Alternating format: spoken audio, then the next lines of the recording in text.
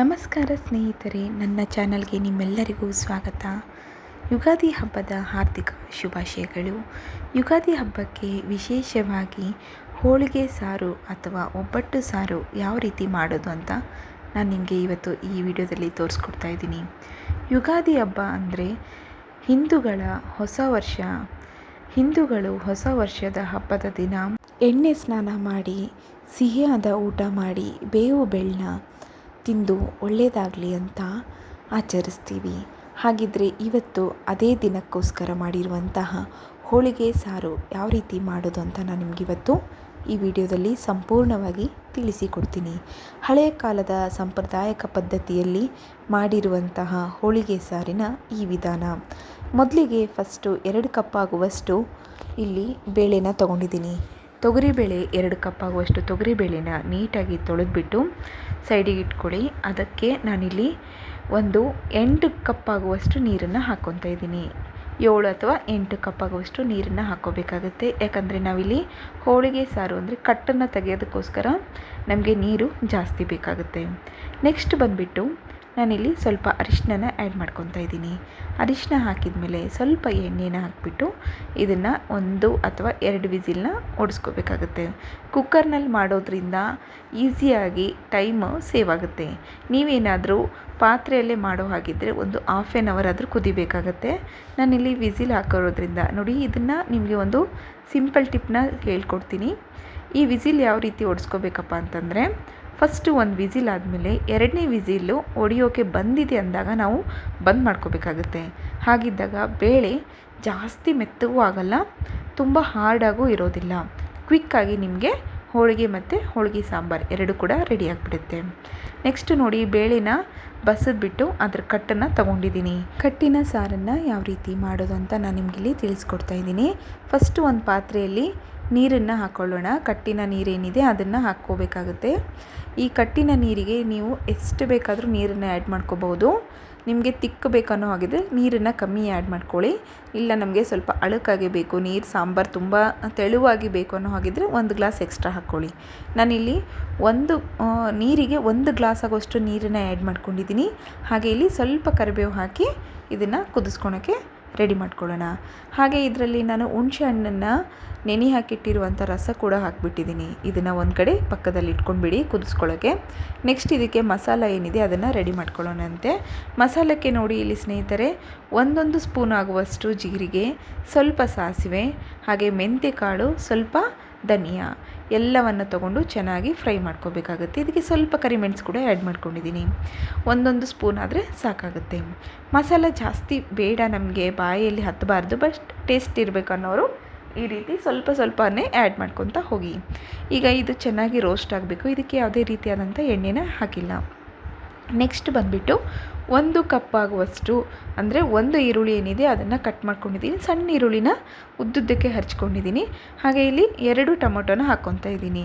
ಸ್ವಲ್ಪ ಇದಕ್ಕೆ ಬೆಳ್ಳುಳ್ಳಿ ಕೂಡ ಆ್ಯಡ್ ಮಾಡ್ಕೊಂಡಿದ್ದೀನಿ. ಒಂದು 6ರಿಂದ 8 ಬೆಳ್ಳುಳ್ಳಿನ ಹಾಕಿ ಎಲ್ಲವನ್ನು ಕೂಡ ಚೆನ್ನಾಗಿ ಫ್ರೈ ಮಾಡ್ಕೋಬೇಕು. ಸ್ವಲ್ಪ ಎಣ್ಣೆ ಹಾಕ್ಕೊಂಡ್ಬಿಟ್ಟು ಚೆನ್ನಾಗಿ ಎಣ್ಣೆಯಲ್ಲಿ ಫ್ರೈ ಮಾಡ್ಕೋಬೇಕು. ಇವೆಲ್ಲ ಕೂಡ ಹಸಿ ವಾಸನೆ ಹೋಗೋವರೆಗೂ ಹುರ್ಕೋಬೇಕಾಗುತ್ತೆ.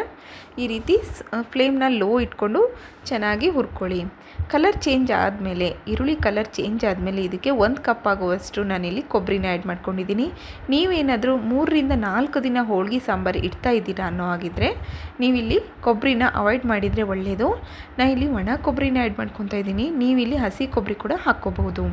ಒಣ ಕೊಬ್ಬರಿ ಹಾಕೋದ್ರಿಂದ ಏನಾಗುತ್ತೆ ಅಂತಂದರೆ ಸ್ವಲ್ಪ ಚೆನ್ನಾಗಿ ಫ್ಲೇವರ್ ಕೂಡ ಚೆನ್ನಾಗಿರುತ್ತೆ. ಇಲ್ಲ ನೀವು ಹಸಿ ಕೊಬ್ಬರಿ ಹಾಕಿದರೆ ಜಾಸ್ತಿ ದಿನ ಇಡೋಕ್ಕೆ ಹೋಗಬೇಡಿ. ಒಂದು 2 ದಿನದಲ್ಲೇ ಸಾಂಬಾರನ್ನ ಖಾಲಿ ಮಾಡ್ಕೊಳ್ಳಿ. ನೆಕ್ಸ್ಟ್ ನೋಡಿ, ಇದಕ್ಕೆ ಸ್ವಲ್ಪ ನಾನು ಮಿಕ್ಸಿ ಜಾರಿಗೆ ಹಾಕ್ಕೋಬೇಕಾದ್ರೆ ಕೊತ್ತಂಬರಿ ಕೂಡ ಆ್ಯಡ್ ಮಾಡ್ಕೊಂಡಿದ್ದೀನಿ. ಈಗ ನಾನಿಲ್ಲಿ ನೋಡಿ ಖಾರದ ಪುಡಿನ ಆ್ಯಡ್ ಮಾಡ್ಕೊತಾ ಇದ್ದೀನಿ. ತುಂಬ ಜನ ಮೆಣಸಿನ್ಕಾಯಿನ ಡ್ರೈ ರೋಸ್ಟ್ ಅಥವಾ ರೋಸ್ಟ್ ಮಾಡ್ಕೊಂಡ್ಬಿಟ್ಟು ಹಾಕ್ಕೊತಾರೆ. ನಾನಿಲ್ಲಿ ನಾವು ದಿನನಿತ್ಯದಲ್ಲಿ ಯೂಸ್ ಮಾಡುವಂಥ ಖಾರದ ಪುಡಿನೇ ಹಾಕ್ಕೊತಾ ಇದ್ದೀನಿ. ಇದರಿಂದ ಕೂಡ ಅಡುಗೆ ಚೆನ್ನಾಗಿ ಬರುತ್ತೆ, ಸಾಂಬಾರು ಟೇಸ್ಟಿಯಾಗಿರುತ್ತೆ. ಇದಕ್ಕೆ ನಾನಿಲ್ಲಿ ಕೊತ್ತಂಬರಿ, ಸಾಂಬಾರು ಪುಡಿ ಹಾಗೆ ಖಾರದ ಪುಡಿನ ಹಾಕ್ಕೊತಾ ಇದ್ದೀನಿ. 2 ಟೇಬಲ್ ಸ್ಪೂನ್ ಆಗುವಷ್ಟು ಖಾರ ಮತ್ತು 1 ಟೇಬಲ್ ಸ್ಪೂನ್ ಆಗುವಷ್ಟು ಸಾಂಬಾರು ಮಸಾಲ, ಮನೆಯಲ್ಲೇ ಮಾಡಿರುವಂಥ ಸಾಂಬಾರು ಪುಡಿನ ಆ್ಯಡ್ ಮಾಡಿಕೊಂಡು ಈಗ ಅದನ್ನು ಮಿಕ್ಸಿ ಜಾರಿಗೆ ಹಾಕ್ಕೊಂಡು ಸೈಡಿಗೆ ಇಟ್ಕೊಂಡ್ಬಿಡೋಣ. ಮೊದಲಿಗೆ ಏನು ಕಟ್ಟನ್ನು ಕುದಿಸ್ತಾ ಇದ್ವಲ್ವ, ಆ ಕಟ್ಟಿಗೆ ನಾವು ಮಿಕ್ಸಿ ಜಾರಿಗೆ ಹಾಕ್ಕೊಂಡಿರುವಂಥ ಮಸಾಲ ಏನಿದೆ ಅದನ್ನು ಆ್ಯಡ್ ಮಾಡ್ಕೋಬೇಕಾಗುತ್ತೆ. ಈ ರೀತಿ ಮಸಾಲನ ಆ್ಯಡ್ ಮಾಡಿಕೊಂಡು ಸ್ವಲ್ಪ ಅದಕ್ಕೆ ನೀರು ಹಾಕ್ಕೊಂಡು ಉಳಿದಿರುವಂಥ ಮಸಾಲ ಕೂಡ ಇದರಲ್ಲಿ ಮಿಕ್ಸ್ ಮಾಡ್ಕೊತಾ ಇದ್ದೀನಿ. ನೋಡಿ ಎಷ್ಟು ಸುಲಭವಾಗಿ ಮಾಡ್ಕೋಬೋದು. ಒಂದು ಸತಿ ಈ ರೀತಿ ಈ ಮೆಥಡ್ನಲ್ಲಿ ಮಾಡ್ಕೊಳ್ಳಿ, ತುಂಬ ಇಷ್ಟಪಟ್ಟು ತಿಂತೀರಾ. ನೆಕ್ಸ್ಟ್ ಬಂದುಬಿಟ್ಟು ಇದಕ್ಕೆ ರುಚಿಗೆ ತಕ್ಕಷ್ಟು ಹಳ್ಳುಪ್ಪನ್ನ ಆ್ಯಡ್ ಮಾಡ್ಕೊಂಡಿದ್ದೀನಿ. ಸ್ವಲ್ಪ ಅರಿಶಿನ ಆ್ಯಡ್ ಮಾಡ್ಕೊತಾ ಇದ್ದೀನಿ. ಅರಿಶಿನ ಆಪ್ಷನಲ್ಲು, ಯಾಕಂದರೆ ಆಲ್ರೆಡಿ ನಾವು ಹಾಕಿರೋದ್ರಿಂದ ನೀವು ಇಲ್ಲಿ ಆ್ಯಡ್ ಮಾಡಿದರೂ ನಡೆಯುತ್ತೆ, ಆ್ಯಡ್ ಮಾಡಲಿಲ್ಲ ಅಂದರೂ ಕೂಡ ನಡೆಯುತ್ತೆ. ಉಪ್ಪು ನೋಡ್ಕೊಂಡು ಹಾಕ್ಕೊಳ್ಳಿ. ನೆಕ್ಸ್ಟ್ ನೋಡಿ, ಇವಾಗ ಹುಳಿ ಬಿಡೋದ್ರಿಂದ ಉಪ್ಪು ನಾನು ಸ್ವಲ್ಪ ಕಮ್ಮಿನೇ ಹಾಕಿದ್ದೀನಿ. ಈಗ ಒಂದು ಕುದಿ ಬಂದ ತಕ್ಷಣವೇ ಹೂರಣ ಏನು ರೆಡಿ ಮಾಡಿರ್ತೀವಲ್ವ, ಹೂರಣ ಬೆಲ್ಲ ಮತ್ತು ಬೇಳೆ ಹಾಕಿ ರುಬ್ಬಿರುವಂಥ ಹೂರಣ ಏನಿದೆ ಅದನ್ನು ಇದರಲ್ಲಿ ಹಾಕಿರೋದ್ರಿಂದ ಕುದಿ ಬಂದ ಮೇಲೆ ಹಾಕಬೇಕಾಗುತ್ತೆ ಸ್ನೇಹಿತರೆ. ಒಂದು ಕುದಿ ಬಂದ ಮೇಲೆ ಹಾಕಬೇಕು. ಯಾಕಂತಂದರೆ ಹೋಳಿಗೆ ಏನಿದೆ ರುಚಿ ಆಗಿಬಿಡುತ್ತೆ, ಸ್ವೀಟ್ನೆಸ್ ಆಗಿಬಿಡುತ್ತೆ. ಕುದೀತಾ ಇರ್ಬೇಕಾದ್ರೆ ಇದನ್ನು ಆ್ಯಡ್ ಮಾಡಬಾರ್ದು. ಲಾಸ್ಟ್ ನಾವು ಏನಪ್ಪ ಗ್ಯಾಸ್ನ ಬಂದ್ ಮಾಡ್ತೀವಿ ಇನ್ನೊಂದು 2 ನಿಮಿಷ ಅನ್ನೋದ್ರೊಳಗೆ ನೀವು ಈ ರೀತಿ ಕುದಿ ಬಂದಮೇಲೆ ಹಾಕ್ಕೋಬೇಕಾಗುತ್ತೆ. ಆಮೇಲೆ ಸ್ವಲ್ಪ ಕೊತ್ತಂಬರಿನ ಹಾಕಿಬಿಟ್ಟು ಒಂದು ಸೈಡ್ ಇಟ್ಕೊಂಡ್ಬಿಡಿ. ಈಗ ಆ ಸಾಂಬಾರು ಏನಿದೆ ರೆಡಿಯಾಗಿದೆ. ಸಾಂಬಾರಿಗೆ ಬೇಕಾಗಿರುವಂತಹ ಒಗ್ಗರಣೆನ ಈಗ ರೆಡಿ ಮಾಡ್ಕೊತಾ ಇದ್ದೀನಿ. 1.5 ಸ್ಪೂನ್ ಆಗುವಷ್ಟು ಎಣ್ಣೆನ ಆ್ಯಡ್ ಮಾಡ್ಕೊತಾ ಇದ್ದೀನಿ. 1.5 ಸ್ಪೂನ್ ಎಣ್ಣೆ ಹಾಕಿದ ಎಣ್ಣೆ ಚೆನ್ನಾಗಿ ಕಾಯಬೇಕು. ಎಣ್ಣೆ ಕಾದ್ಮೇಲೆ ಒಂದು 6ರಿಂದ 8 ಬೆಳ್ಳುಳ್ಳಿ ಚಟ್ಪಟ್ ಕಲರ್ ಚೇಂಜ್ ಆಗೋವರೆಗೂ ಹುರ್ಕೋಬೇಕಾಗತ್ತೆ. ಎಣ್ಣೆಯಲ್ಲಿ ಇದನ್ನು ಫ್ರೈ ಮಾಡಿದ ಮೇಲೆ ಸ್ವಲ್ಪ ಜೀರಿಗೆ, ಸ್ವಲ್ಪ ಸಾಸಿವೆ ಹಾಕಿ ಒಂದು 3ರಿಂದ 4 ಬ್ಯಾಡಗಿ ಮೆಣಸಿನ್ಕಾಯಿನ ಕಟ್ ಮಾಡಿ ಹಾಕ್ಕೊತಾ ಇದ್ದೀನಿ. ಎಲ್ಲವೂ ಕೂಡ ಚೆನ್ನಾಗಿ ಎಣ್ಣೆಯಲ್ಲಿ ಫ್ರೈ ಆಗಬೇಕು. ಎಣ್ಣೆಯಲ್ಲಿ ಫ್ರೈ ಆದಮೇಲೆ ಫ್ಲೇಮ್ನ ಬಂದ್ ಮಾಡ್ಕೊಂಡ್ಬಿಟ್ಟು ಕರಿಬೇವು ಕೂಡ ಹಾಕ್ಕೊಂಡಿದ್ದೀನಿ. ಕರಿಬೇವು ಹಾಕಿದ ಮೇಲೆ ನೋಡಿ, ಈಗ ನಾವು ಒಗ್ಗರಣೆ ಏನು ಮಾಡಿದ್ವಲ್ವ ಅದನ್ನು ಸಾಂಬಾರಿಗೆ ಹಾಕ್ಕೊಳ್ಳೋಣ. ನೋಡಿ, ಇವಾಗ ರೆಡಿಯಾಗಿರುವಂತಹ ಹೋಳಿಗೆ ಸಾರು ತುಂಬ ವಿಧಾನದಲ್ಲಿ ಮಾಡ್ತಾರೆ. ನಾನಿಲ್ಲಿ ನಿಮಗೆ ಸಿಂಪಲ್ಲಾಗಿ ಈಸಿಯಾಗಿ ಮಾಡುವಂತಹ ಹೋಳಿಗೆ ಸಾಂಬಾರನ್ನ ತೋರಿಸಿದ್ದೀನಿ. ಯುಗಾದಿ ಹಬ್ಬಕ್ಕೆ ವಿಶೇಷವಾಗಿ ಮಾಡುವಂತಹ ಕಟ್ಟಿನ ಸಾರು, ಹೋಳಿಗೆ ಸಾರು ಯಾವುದಾದ್ರೂ ಹೇಳ್ಬೋದು. ಈ ಒಂದು ಯುಗಾದಿ ಹಬ್ಬಕ್ಕೆ ವಿಶೇಷವಾಗಿ ಮಾಡಿರುವಂಥ ಹೋಳಿಗೆ ಸಾರು ನಾನು ನಿಮಗೆ ತುಂಬ ಸಿಂಪಲ್ ಮೆಥಡಲ್ಲಿ ತೋರಿಸಿದ್ದೀನಿ. ಈ ವಿಡಿಯೋ ನಿಮಗೆ ಇಷ್ಟ ಆದರೆ ನನ್ನ ಚಾನಲ್ನ ಸಬ್ಸ್ಕ್ರೈಬ್ ಆಗೋದನ್ನು ಮಾತ್ರ ಮರಿಬೇಡಿ. ಹಾಗೆ ನಿಮ್ಮ ಫ್ಯಾಮಿಲಿ ಫ್ರೆಂಡ್ಸಿಗೆ ಕೂಡ ಈ ವಿಡಿಯೋನ ಶೇರ್ ಮಾಡಿ. ಈ ವಿಡಿಯೋ ಯಾರೆಲ್ಲ ನೋಡಿದಿರೋ ಎಲ್ಲರಿಗೂ ಕೂಡ ಯುಗಾದಿ ಹಬ್ಬದ ಹಾರ್ದಿಕ ಶುಭಾಶಯಗಳು. ಈ ವಿಡಿಯೋ ನೋಡಿದ್ದಕ್ಕೆ ಎಲ್ಲರಿಗೂ ಧನ್ಯವಾದಗಳು.